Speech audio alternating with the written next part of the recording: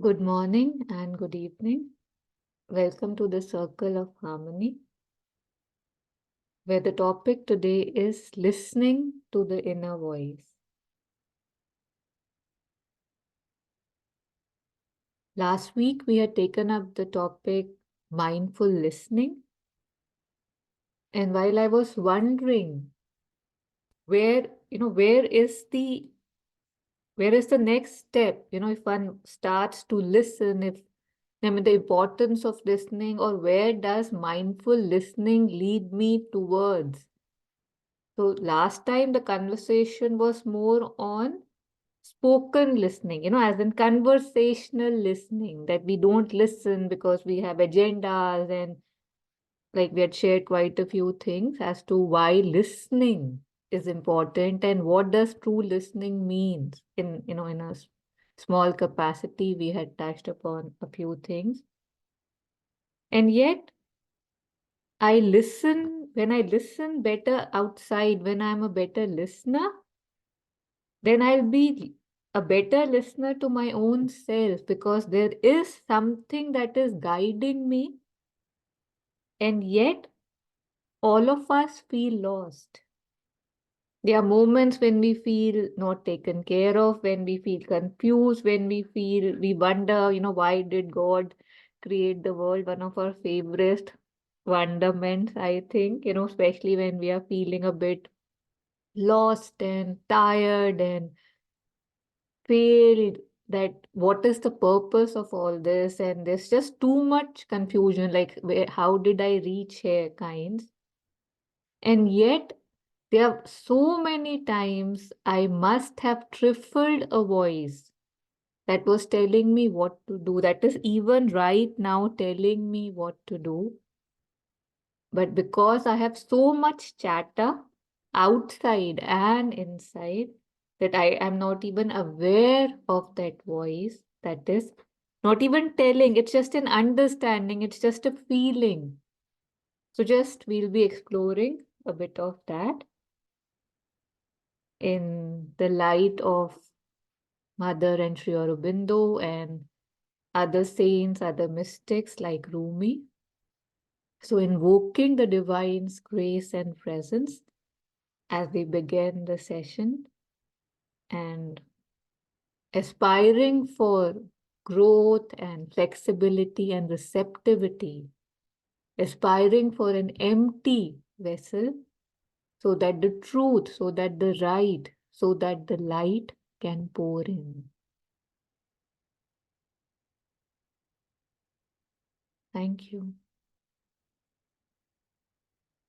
So any reflections on what we had shared last week, if any of us did get a chance to dwell on it, ruminate on it, reflect on it, if at all?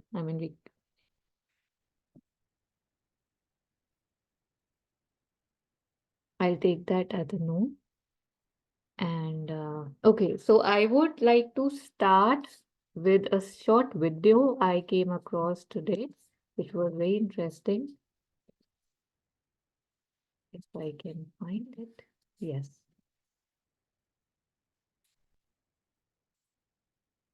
And I will assume you can hear the sound unless you tell me you can't. Let me tell you about a voice. Not this. Let me tell you about a voice. Not this voice, but the one inside. The one that whispers. It tells me what's right and what's not, when to leave and where to go. It's not Shakespeare. It does not speak in memorable lines. My inner voice always gives it to me straight. Tells me who my real friends are, when to say yes, when to say no, whether the person sitting next to me is the one I'll be spending the rest of my life with, or not. Sometimes that voice is crystal clear.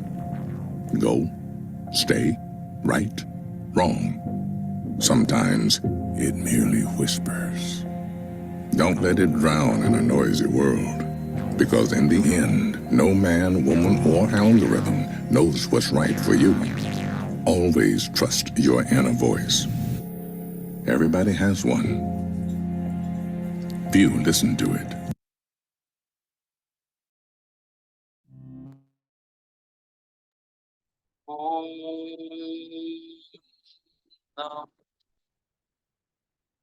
So a bit dramatic, of course, but the question was to me specifically when I looked at it was, we wonder if I even have an inner voice.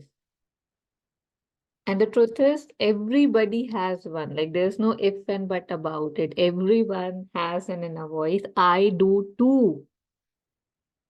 So, first is the realization and the acceptance that yes, it's there. And if we remember, I don't think it's possible that we don't know that it exists. I mean, we could be confused in our paths, right? A lot of times we take our emotions or a vital as the inner voices that is there, that is a possibility. And yet, there have been moments in our life, I'll be very surprised if we say we don't, that I have heard, but I have chosen to reason and not listen to where I was being directed at. And when in the video, when Morgan Freeman was talking about, whether this is the person I'm spending the rest of my life with, and etc., etc., those are really big things, right? But I think what's more important are these small guidances that we get. We are typing something and there's a voice which says, don't send it.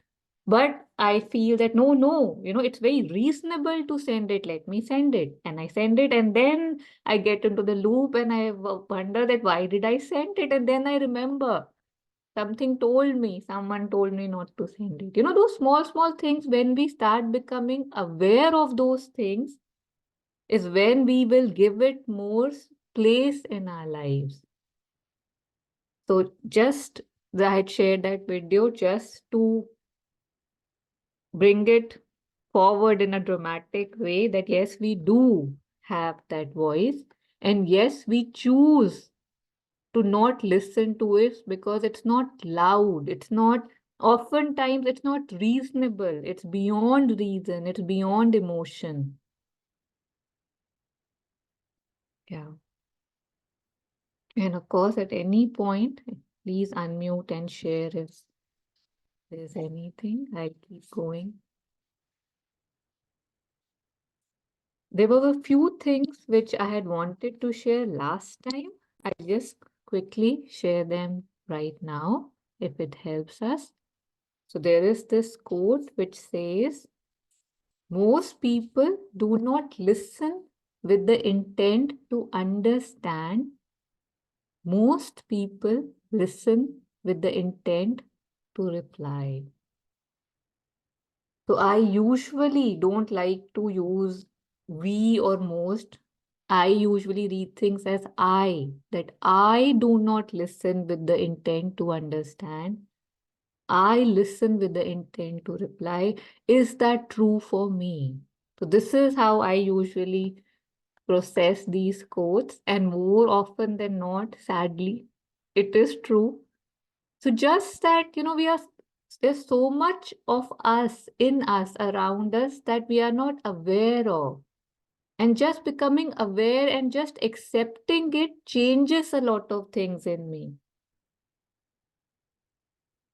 So just wanted to share that. And we feel mostly that we already know what the other person is saying, where they are coming from, and it doesn't have much in it. Or how will they understand? So it's all about replying, and hence conversations hardly ever are very authentic or true, or they lead us anywhere good. I mean, they do have the potential.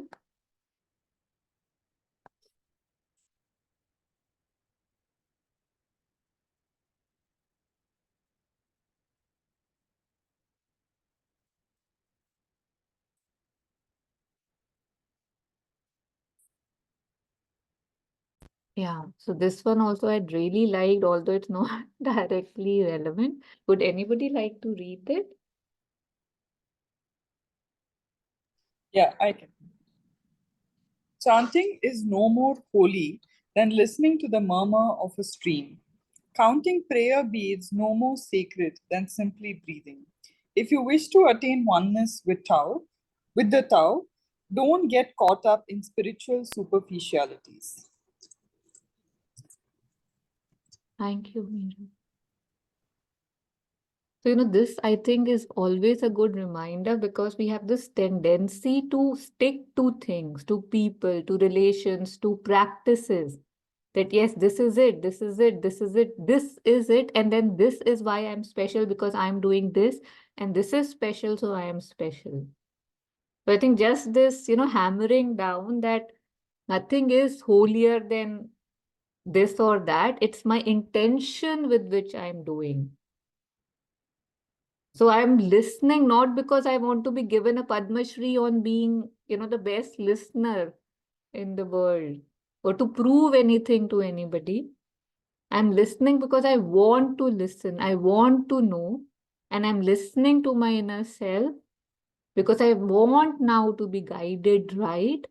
I've made enough mistakes. I've stumbled enough. I still will make mistakes. I still will stumble.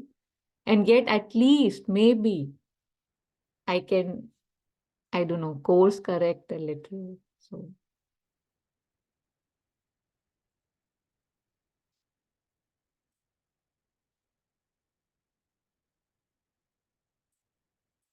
I don't know if your screen has changed. So mine says, listen, people start to heal the moment they feel heard.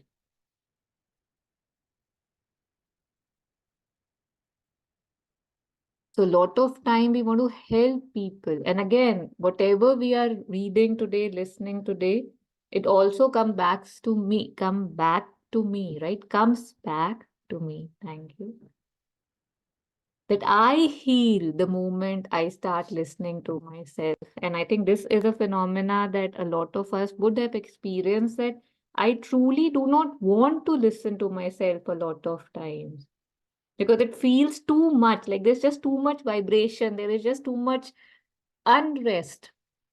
It feels, no, I don't want to go close to it a lot of times.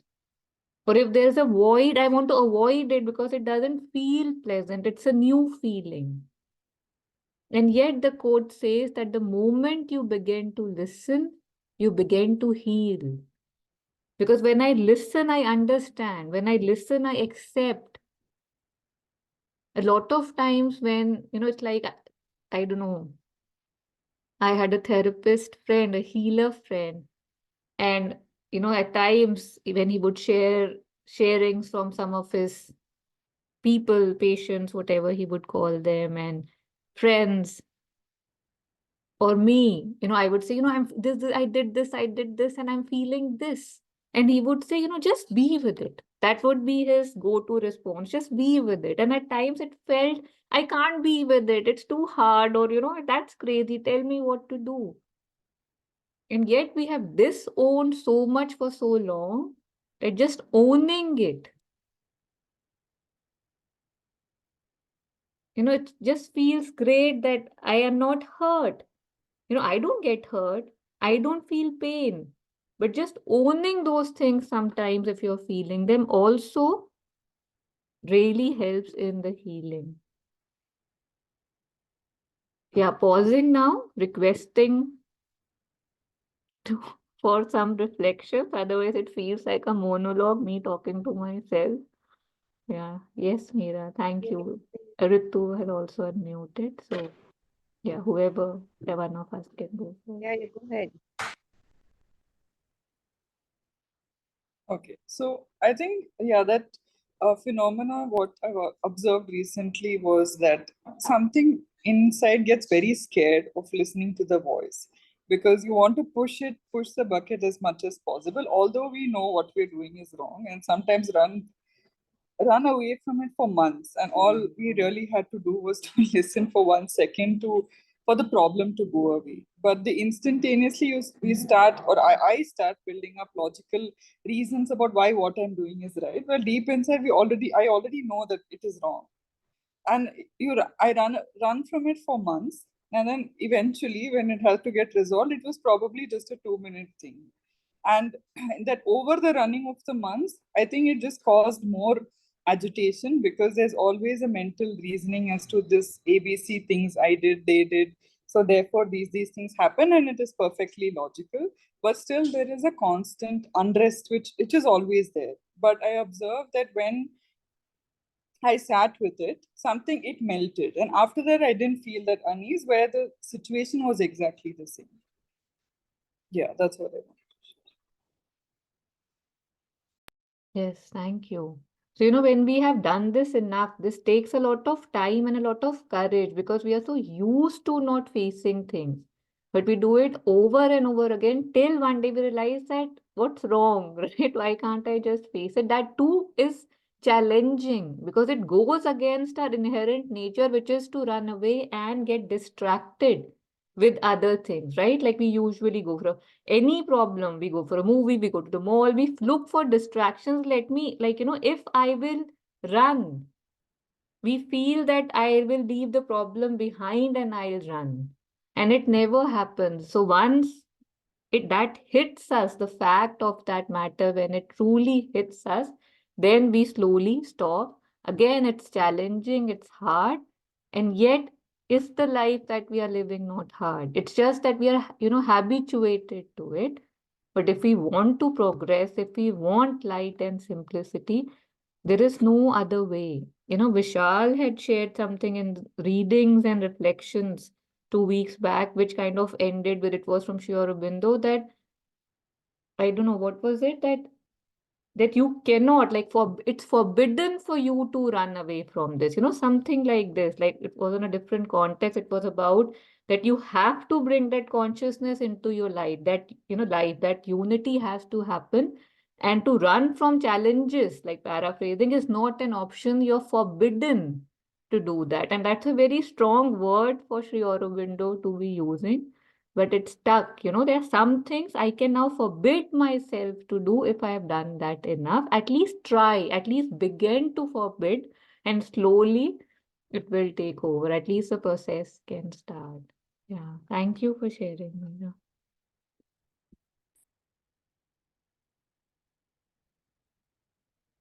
Yeah, Ritu, did you unmute to speak, or I don't know if it was by mistake? Yeah, I was basically saying that I'm trying to listen.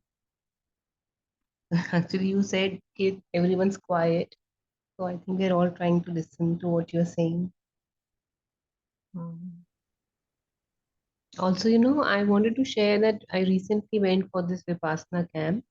So there, I mean, usually I would feel that I'm listening. I mean, I don't even know that I'm not listening. But then in the camp, after I think 5, 6 days of being completely quiet, vocally quiet, and not interacting with anyone, not doing any of the day-to-day chores which we do, like going to work, and I mean, being completely free, completely quiet. At that time, suddenly, I think on the 7th or the 8th day, the inner voice starts talking. So I think in the regular day-to-day things, we have to really make an effort to be quiet so that the inner voice starts talking. Because in the Vipassana camp, initially for the first 3, 4 days, it felt, what's the point? I mean, why am I told to be quiet? This rule doesn't make so much sense. But slowly, slowly, slowly, when the inner voice started talking, then it felt that yes, being quiet helped the inner voice to surface. So some people must be able to get into that mode even in their regular day-to-day activities, when they initially make an effort to be quiet, to silence themselves vocally, I mean, on the surface level. But for me, it's too much of clutter, chatter, confusion, running around, thoughts, which does not, I mean, very rarely lets the inner voice come up.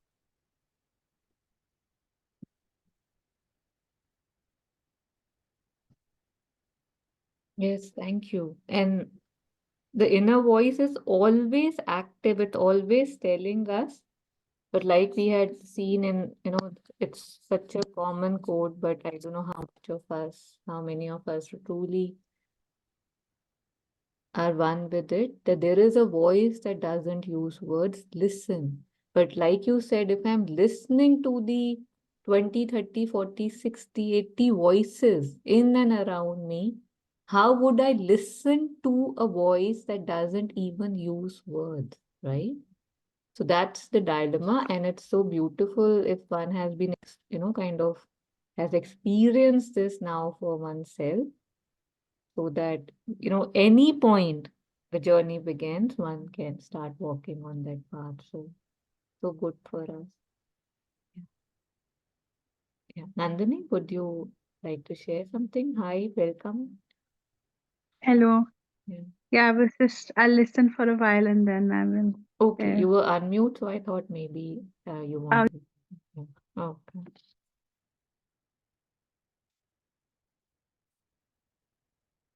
So I'll continue with the small quotes that I'd wanted to share. So here it says that true listening is another way of bringing stillness into the relationship. When you truly listen to someone, the dimension of stillness arises and becomes an essential part of the relationship. So true listening is another way of bringing stillness into the relationship. So we had touched upon this space last time, that how, we are usually not listening, and then we feel, the other doesn't understand, or I don't understand, or what is happening. But I'm not there most of the time.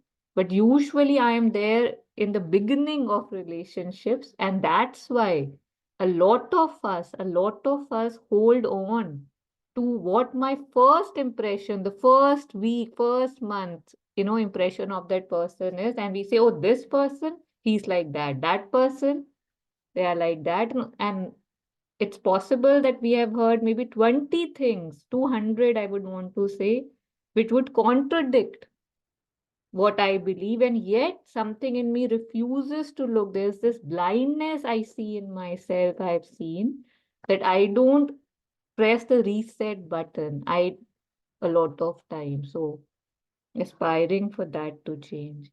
Yes, Dia, anything you would want to share on this since you resonated with it? Yeah, that's a wonderful quote that you shared. I'm also just listening and trying to get your insights. Nothing at this point I want to share. Okay, thank you.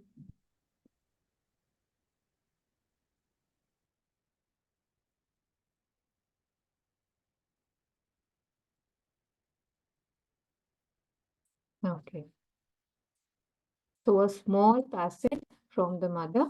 If anybody has the capacity, request you to read, otherwise I'll read.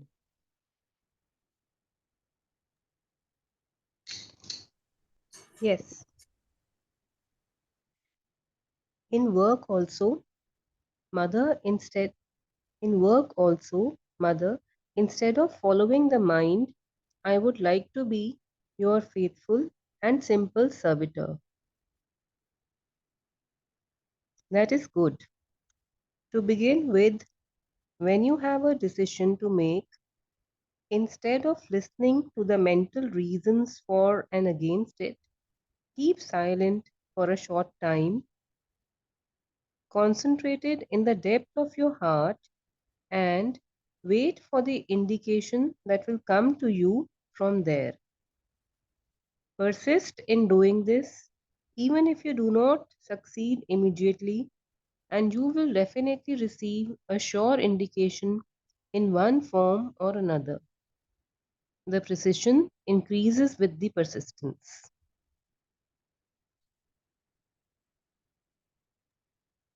Thank you.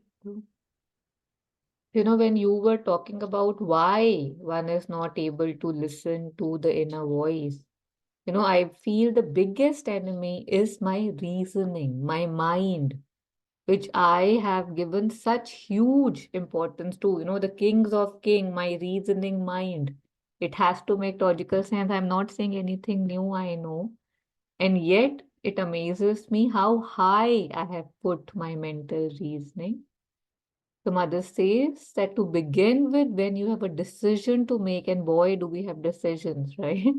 So instead of listening to the mental reasons for and against it, which is very difficult for us, but possible, keep silent for a short time, concentrated in the depths of your heart.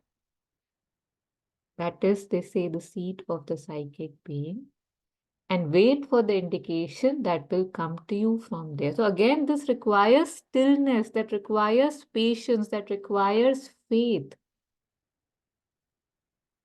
So, we first have to develop all those before we would start to, truly become one with that inner voice.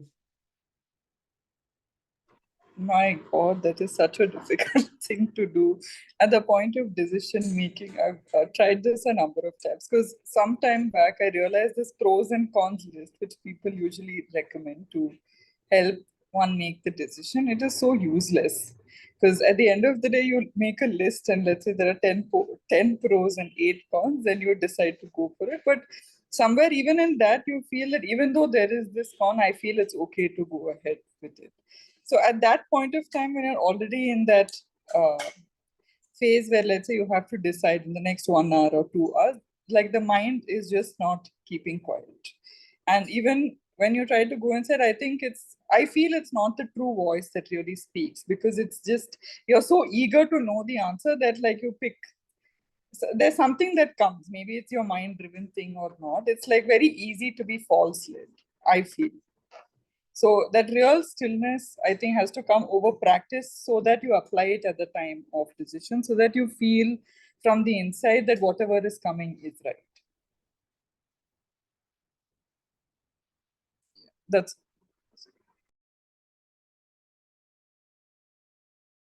Yes, thank you.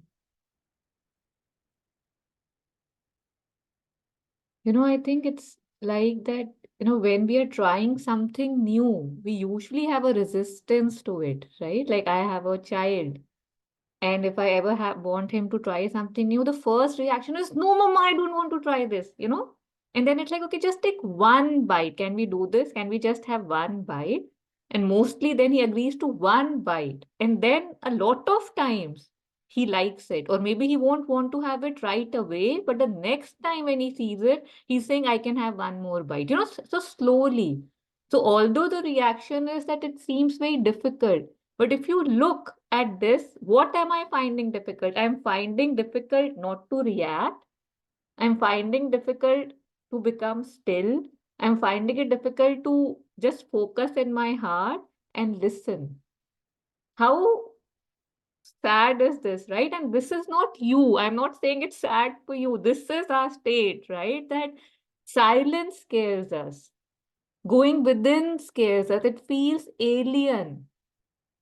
Not reacting feels like I'm weak,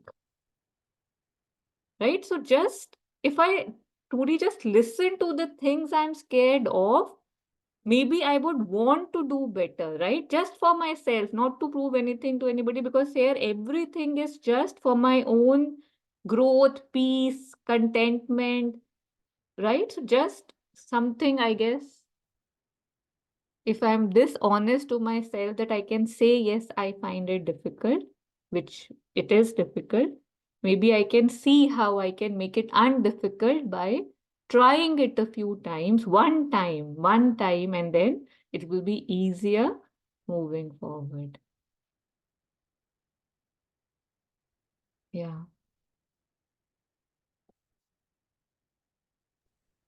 Also, I've personally experienced it in my practice and also in my work.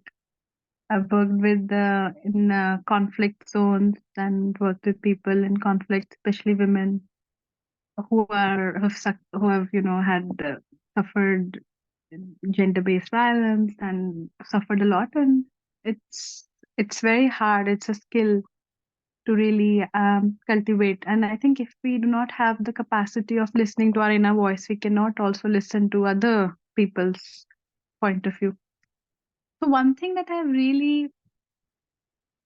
I've noticed that's very goes hand in hand with listening to your inner voice is, or listening to other people without without the screens of your own desire and preferences, is developing a sense or a space of selflessness.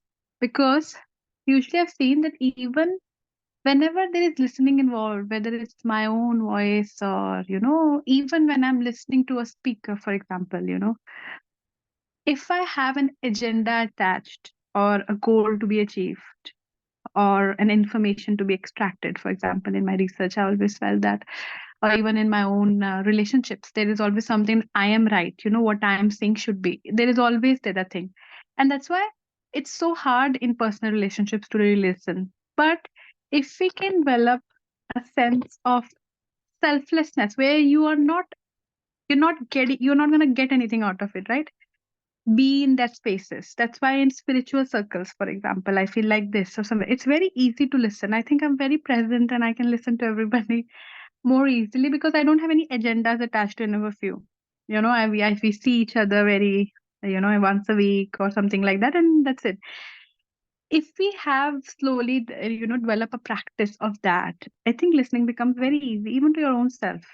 When you want some answers, when you want to figure out, there is always a preference attached that I want this, and you want your inner voice to somehow, if it's not that, you will convince yourself that my inner voice is saying that and this is justified. So when I was taking a very big decision of my life, which I was very confused about, and I spoke to various people about it, how to listen to my inner voice. I did various meditations, nothing worked out. One suggestion from a friend who is practicing a lot, she told me, okay, if you're so confused, if there is no clarity, you try being in the body. So you access the inner voice through your body. So you breathe deeply for some time, relax yourself, and have the question. So if you, for example, should I do this? If yes, and then breathe and see how does that feel in your body, that answer. So there's no mind talking to you. Just see how does Would it you feel in like your to body. guide us into this, Nandini, for the next 3-4 minutes if you want to? No pressure, obviously. Rather than telling us, we can maybe experience this with you. Yeah, I mean, if you would like, we can try. Of course, if there is any decisions to be taken, we Yeah, we can try. always have those, right? Or Yeah. even just to touch that space without any decision would be beautiful. So she'll Yeah. guide us into this, so we can all, Okay. yeah. If you would like, Thank we you. can try. Yeah. So yeah, if you would like to sit and just close our eyes or open our eyes, whatever we like, and just take few deep breaths. I usually take very deep breaths starting from my abdomen. So breathing in and breathing out and sensing the breath to the body. Take another one, deep, as deep as you can.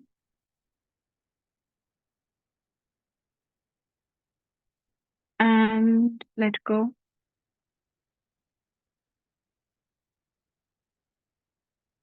Sensing the sensation, awareness in the body, being in the body, sensing whatever it is in this moment. And we'll take 3 deep breaths, this time with 5 count of in breath. Stop it for 3 and let it go again for 5. So breathing in, counting for 5, holding it for 3, and gently releasing it. Feeling the rising and falling of tummy, concentrating in the body. And we'll do it one more time, just to completely bring our awareness from the mind to the body.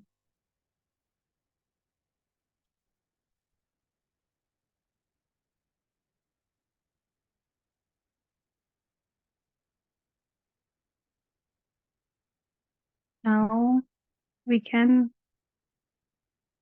take an opportunity to be present in the now. and invite in the space of awareness something that we would like a resolution, any major decisions to be taken, or something small, and be present with it. Let it come to you. Look at it, but sense yourself in your body.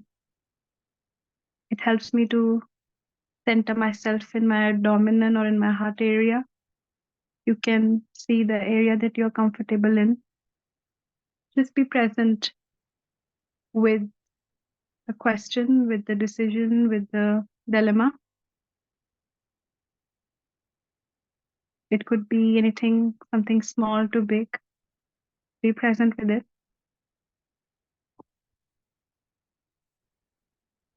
We'll start with yes, should I do it? And as we say yes, we take again a deep breath and we watch our breath. Yes, I should do it. This is good for me. Breathing with it. Yes.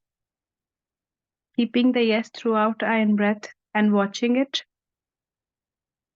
Just sense the awareness and let go.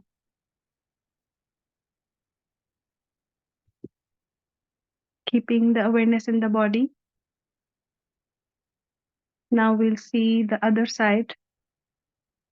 I should not do it. No.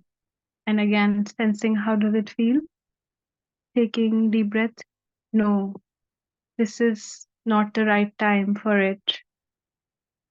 No, I shouldn't be doing it. And take a deep breath and sense it in your body. Notice how does it feel? Does it feel calm? Does it feel when you're centered? Notice any disturbance, or is your breath shallow or deep? Just be aware of it.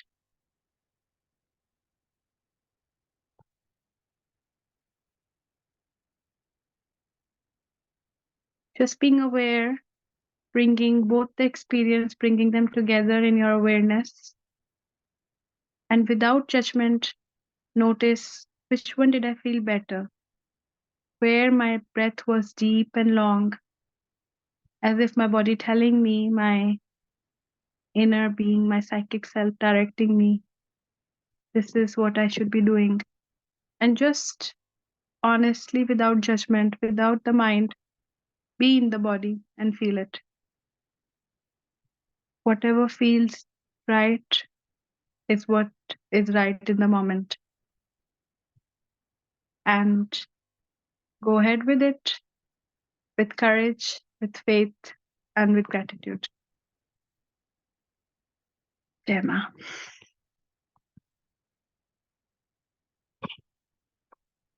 So I think I did it very shortly, but you can prolong it. See how does it feel. It might take a little bit longer to calm yourself, especially if you are too much. Like for me, I was a lot in dilemma, and it was a very big decision, so I had to do a lot of time calming myself down. And then, like how I did it shortly, just breathe with yes and for some time, and just keep noticing it, and then no, and noticing, and you will actually feel the difference. The breath, for me, the breath was much shorter. With something, I even felt like my throat was constricted, so I knew this is not right. And just do it once. Don't do this exercise for many times. And whatever comes, even if you feel after the session, oh, this cannot be the answer, it cannot be, just then do it and trust. This is trust. If you're doing this exercise, this is what my friend told me, if you're doing it, trust your body. Trust your instinct, trust your intuition, and just do it. And I did it, and I'm still figuring out if it's right or not, but yeah. So sorry it just took so much time, No, but I no, thought, thank you. Thank you so much. And I have a sharing also that once you were leading us, na, I kept I mean, I had this thought that, how would the mental prejudice not affect this, right? Because there's certain thing I want a preference. So I could feel that, yes, yes. But suddenly, as soon as you said no, suddenly I felt such calmness in the being that even that question that how will mental prejudice Yeah, not yeah, affect, it exactly. just evaporated for that brief moment and you Yeah, have your answer. Yeah. yeah, yeah. No, it is definitely. For me, it's really, I've really taken two big decisions of my life without any mental analysis or anything like that with that practice. So I hope Yeah. it's Thank you. Yeah, thank you so much, Nandini. I observed one more thing. So, like while this yes part was happening, I felt the same. When the no part was happening, then also I didn't feel much change. But when you said observe your breath, is it shallow or is it deep? That's when I realized there's actually a difference in the two scenarios and where it is actually going. Although, like it wasn't a huge, it was very subtle. Yeah. Thank you, Nandini. It was really beautiful. And I could yeah, and feel it. also at practice, even though if you're not practicing this for any decision, but the more I think we practice being in the body, the time that we spend, we know ourselves better. Because even now, sometimes when I'm not in my body for 2 weeks, for example, when I feel I'm too much thinking about something or just working, or my natures work a lot of with my ideas and thoughts and all of that, I lose that ability to feel my body. How does it feel when, like for example, now when I meet few certain kind of people, there is a tension in my abdomen. So I feel my abdomen is my guide.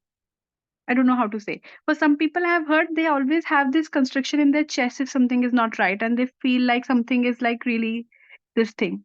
For some people, there is a pain in the back always developing or something like that. So it's very each to their own. Something that work for me might not be the signal for you. So it's about developing that practice of being in the body and feeling how you are, what works for you, I mean. That's what I meant. Yes, thank you so much.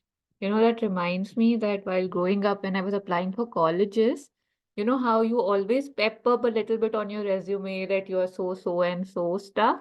And there was a interview, and strangely enough, one of the alumni, it was a university in Europe, one of the alumni were in India at that time, and they said, we really like you, and we'll have an interview. And the moment I heard that, suddenly my neck became very stiff, like I couldn't move it. It was hilarious. And the interview was in 2 days, and I was like, I don't know what's wrong with me.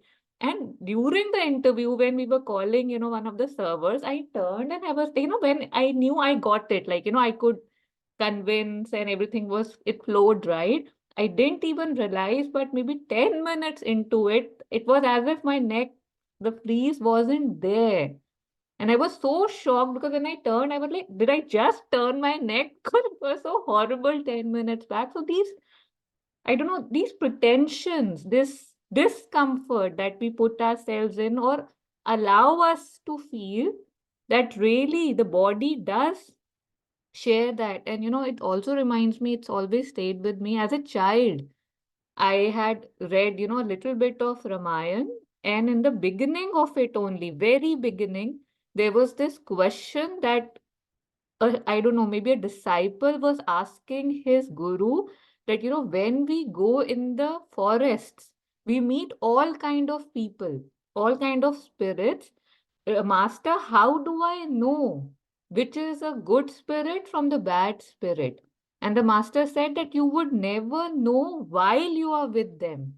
But as soon as they leave, when you will sense whatever, I mean, just connect within and whatever you're feeling, if you feel expanded, elated, light, that means it was a God spirit, an angelic spirit. And if you feel no matter what they are dressed up as, how they are disguised, but if you feel a heaviness, you will know that there was something not okay with this.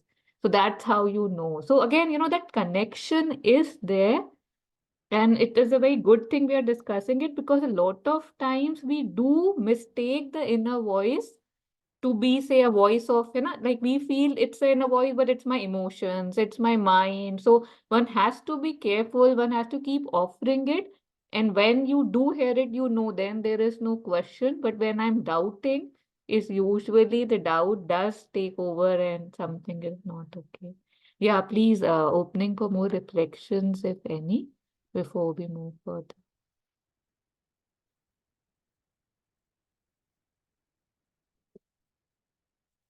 So, on the same thing, I'd read something really beautiful.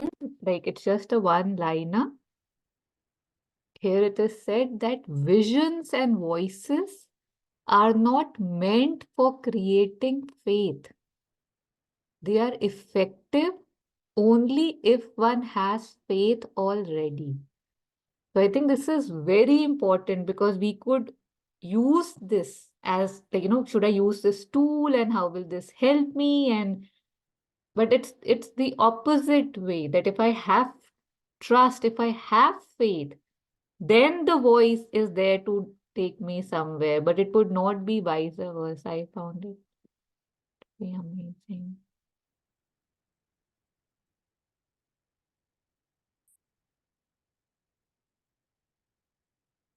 And since Vishal ji hasn't shared, I have some lines from Savitri, then maybe that will make him unmute and say something. So I don't know if he has the capacity. If yes, if he could read some lines for us, or maybe he just remember these. I can read. Tarun. I was going to ask that we end with Savitri. There is that as when a mantra. I think it is in the. I don't remember, but we can search for it. So I was just searching for listening. One of the things I find very effective is to search for the word, right? Yeah. You can just search and it's very nice. So we can read that, that's fine. Or we can read the one that the mantra. It's a slightly longer thing. I think if you just search for mantra. Would you be able to just read this for right Yeah, now? sure, Yeah, sure. thank you. That's absolutely, yeah. From yet, is that? Yeah, please. Yeah. Yet all that knowledge was of borrowed sons. The forms that came were not heaven's native births. An inner voice could speak the unreal's word. In puissance, dangerous and absolute, could mingle poison with the wine of God. Yeah, just this, Beautiful. just about just being careful or coming from the right center and, operating from stillness. So before, although I'd given the topic, but I realized that from, say, listening outside to listening inside, there's this bridge where the silence and stillness needs to develop. Because otherwise, again, we just get confused, right? Like so many times we say, this is my soul's voice. And Sri Aurobindo has warned so many times about that. One has to be mindful, aware of its existence as well. And one would know. Yeah, thank you. One, just hearing everybody and some reflections. And I think Nandini shared that beautiful practice. I was interesting. I don't know who made that comment, but even I was just trying as an experiment and I felt not much difference. And I said, okay, well, maybe this, but I'm still a little confused. Like, is the mind actually playing a part in that even? So it's an interesting kind of experiment, but maybe this was too minor for thing. So I don't know. I have to experiment with that. Uh, but I feel these are also somewhat so unique to us. Uh, One of the things I remember hearing on a talk, which has stayed with me, is that the only your best solution to any problem is the consciousness you bring to it. It's a very, very profound statement. I reflected on that and I said, this is really so deep because if you see and observe, let us say something, you're going through a difficult thing, and you can see you're in a state of agitation, right? One can easily observe that the mind is disturbed. Maybe you're not feeling well. I mean, I don't know. I think it was Sharda ji or somebody was having a cold. So even I was having some, just minor things. And there is a kind of an agitation, right? It's just like, oh, what's going on and this and that. And, uh, so there's that. And then obviously the mind loves to dwell on, all the negatives. So now then you observe deeper and you see. Now, let's say even like maybe there are people involved, there are normally relationships. It is the sense of ego, right? Something wants that attention. And then you go to the really root of it and you say, oh, this is you sitting out there that is actually seeking that attention. It may be justified in your mind, absolutely. You know, X has acted like this, somebody else has acted. It may be totally justified. But it does not change the fact that the part in you that is seeking that attention is the ego. And so now if you can be aware of that, and at that point, this is when Sri Aurobindo says there is the anumanta, you can not give consent to that. That becomes such a beautiful thing. You just shift. It's hard. It actually feels like, you're really, because no, that thing is like pulling you so much. No, but no, how can you do this? In every way it is justified. But you shift it, and then even if you have to say something or whatever, you say it with the different consciousness and awareness, right? So it's hard, but I really found a very deep truth in that whatever the situation, your best weapon, it's like when Arjun, uses, the Brahmastra or whatever, right? That is the consciousness, right? And we all know our consciousness shifts during the day, sometimes very luminous, sometimes, agitated. So what weapon are you going to bring? You want to sink? It's like you are leaving all your doors open and say, come attack me as much as you can. You want to rise? And okay, whatever be the situation, I will still rise and stay there, right? Mother's with me. What other protection do I need? If we know she's with you, what other protection do we need? So I find that effective. But again, everybody has his own path. Everybody has their own path. I just wanted to mention that. Yes, thank you. Everybody does have their own path, and yet, such sharing, such collective reflection sometimes helps us see something. And you're right that, of course, the time was short because we are working on a clock. But that, it's like a good tool if one wants to use it, one can use it. Yeah, thank you.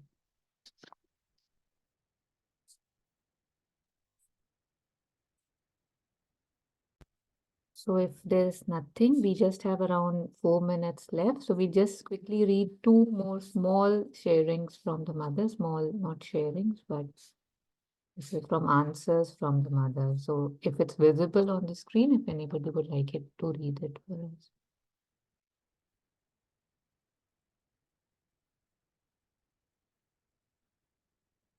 I'll read. Sweet mother. Yeah, thank you. Thank you, Nandan. Sweet mother, what does listening to the voice mean? Is it like listening to the words that are pronounced, a ready-made sentence? Write down what is there in the estimate? Wanted to disturb my mind? I don't know where it came from. Was it my own thought expressed in words, or was it what is known as a voice? How can these things be distinguished, my sweet mother? It was obviously an inner voice. One rarely hears the sound of the words, but rather the message is expressed as words in the mind or sometimes merely as a feeling in the heart. Thank you,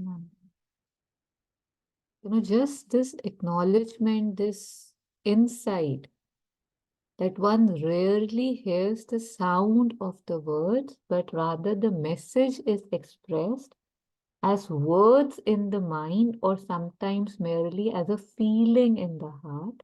And that is why it's so easy to disregard it and use the louder sounds like reasoning. So you know how Vishal was talking about the consciousness, right? What consciousness are you bringing? So again, what consciousness am I living with? What is, again, if we say the center from which you're operating is again very related, like at least for me it was when he was sharing. That do I still want the reason to win? Do I still want oh, she knows better, he knows better, she's the cleverest, she's the smartest, oh, she's got a grip on her life. I have to make a stand. I must stand on this. This is not okay. Or am I ready to now keep the reasonings and the positions and the attributions and whatnot on the side and just allow myself to hear those words which don't use voices or that feeling in the heart? And I'll know when I hear it, where it's coming from. Again, it's so simple, so softly said that one can very easily forget or not give it attention because it sounds like it doesn't have anything in it, and yet it does so much.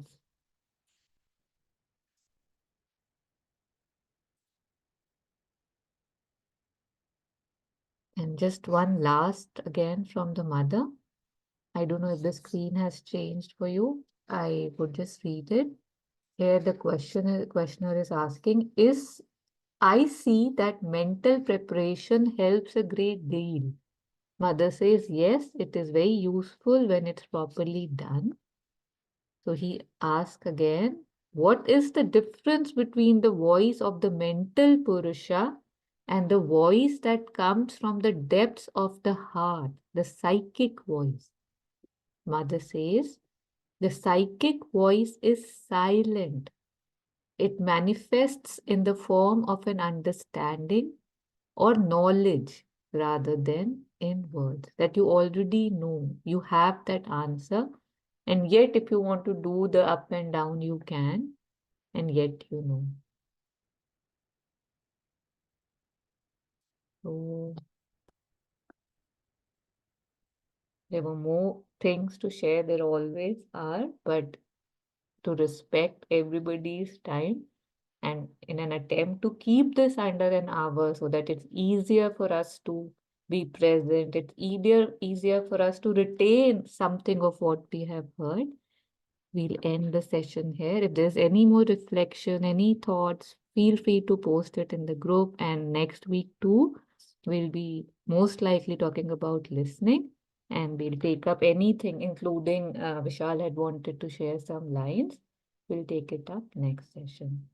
So thank you so much for joining in and just expressing our gratitude. Thank you to the divine for the ability to take part in such sessions, the receptivity to allow new thoughts, new practices, new teachings to enter me. And may I get the courage, the will, the grace to make what is of true benefit to me, not the materialistic benefit, but the true benefit, my true growth and progress. May I be able to become it, and may it become me. Praying this for everyone in the world. May we travel light. May we travel in truth. Thank you. Thank you, Tar. Thank you, everyone.